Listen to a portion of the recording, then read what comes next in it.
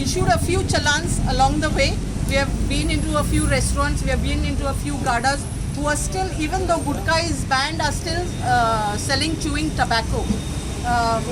That is the only violations that we have found, and also section 4 where they have not put up the boards. As we were doing the Kotpa inspections, we have come to this Ravondfond, this pan masala, and I just noticed that they are selling this auntie number 1. It says har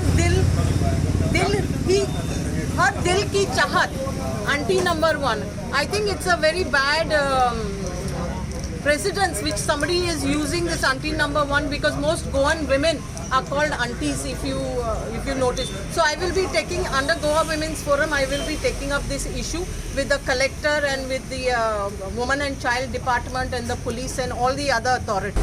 We have issued some challans today who has not put the board no smoking, no tobacco zone. So we are conducting raids right from the Ravondfond circle. We have come to this side, and we have raided some hotels, some pan masala fellows who are selling tobaccos and not displaying the board.